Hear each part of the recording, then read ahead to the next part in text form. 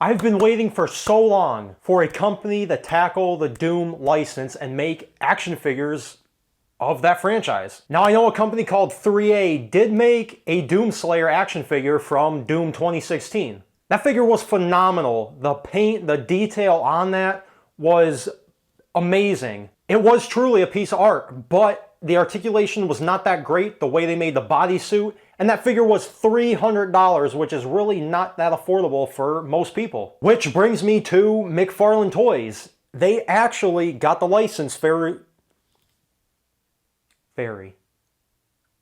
Which brings me to Mcfarlane, and they recently acquired the Doom license. And seeing how they've been doing their recent figures, especially the Fortnite figures with the new articulation and everything, I was really excited to see how they were going to tackle the Doom license. And the first character that they released for the Doom license, who else are you going to do to start off the line other than Doom Slayer himself? There are a couple problems with this figure, but overall, I'm super excited for this line, and this figure is a great starting point. What's that? Oh, what, this? It was a cold sore. I put chapstick on and cold sore on my face. It's disgusting, and that's all I need to say. I peeled it off, and now it looks a little better. So, taking a quick look at the box, as always, you get a window on the front that lets you get a better look at Doom Slayer inside of the box. This figure is said to have 22 points of articulation, and it says for ages 14 and up. Not a toy. So just in case you're thinking about buying this toy for your son Jimmy, go for it. You're his parent. But on the side of the box, you get a promo shot of Doom Slayer, and on the back, you get another promotional shot of the figure. So taking this figure out of the box and holding it in hand, it has a pretty good weight to it, which is nice, especially for a less expensive figure like this. And there's tons of sculpt work on it. There's tons of fine details, all the panels, all the pouches, all the pieces that make up the armor. There is a lot of detail and sculpt crammed into this figure. And the paint, for the most part, highlights a lot of that. The helmet visor I really like. It's glossy. It actually looks kind of like glass, how a visor should look. I'm super happy with the look of just that one piece. And then you have the armor, like the lower legs, that have tons of nice washes on it to make it look worn, aged, which is great. Because if I'm not mistaken, this Praetorian suit is supposed to be hundreds to thousands of years old, so it should be worn. Now, as for articulation, I was initially worried about it, but I am actually pleasantly surprised. The head is on a very long ball peg, so it can actually shift around. It can look up extremely high, it can look down, it can tilt side to side, and it can rotate 360 degrees. The shoulder pads are on ball joints, so they can actually shift and move up. So when you move his arms up, which they can't actually go up that far anyways, these shoulder pads are still nice because they can move out of the way. You get a swivel at the upper arm, you get a single jointed elbow that gets about 90 degrees. Would be nice to have more range, but you know, when you have freaking tree trunks for arms like this guy over here, I mean, you probably won't even be able to bend them that much anyways. Wrists are on ball joints, they can move up, down, in and out, and they can swivel. His upper and lower torso are on separate joints.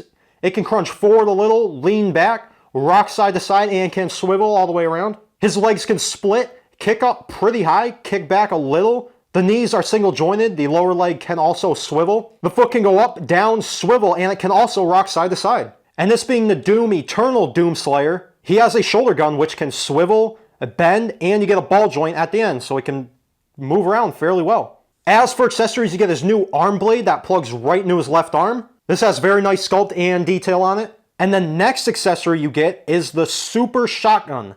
This looks great.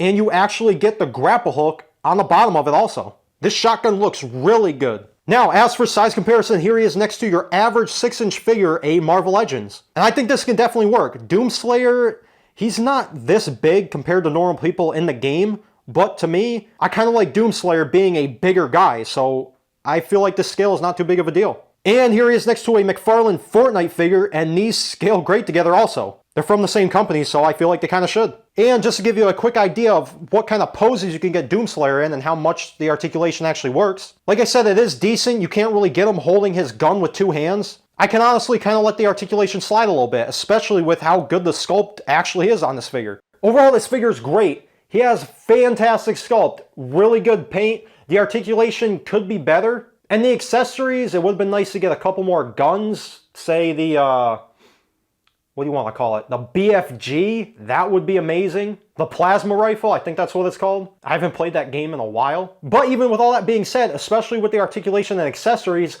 I can let that slide because this is a $22 figure. It's only $22. For 22 bucks, you're getting a really great figure.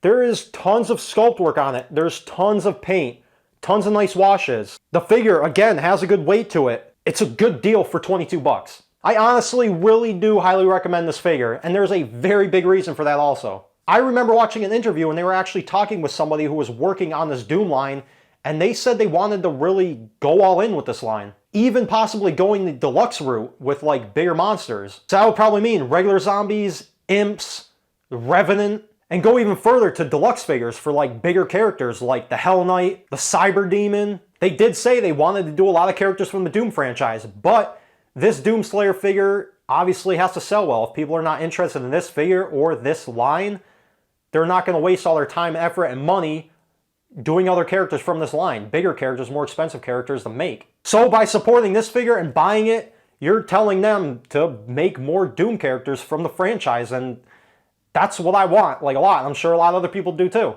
So if you are going to purchase this figure, I'll be leaving a link down in the description below to GameStop. That's actually where I got my figure. Official release date was October 1st, so you should be able to find them. What I also did was set up a Patreon page, which I have been mentioning in the past couple videos, and some people have been asking me or recommending me to open up a Patreon page. People who decide to support me on Patreon will be further supporting me in a lot of ways. I'm not going to get into all that. That's for a separate video, but the link to my Patreon page will be also in the description down below. Along with the link to my Instagram, where I'll be posting more pictures of Doom Slayer and just more pictures of figures in general that I'm buying or reviewing on this channel. As always, if you did enjoy this video, hit that like button and hit that big red subscribe button down below to support me and support better content for the future of this channel. Thanks for watching. I hope you guys are having a fantastic day as always. Take care, and I'll see you guys in the next video. Peace.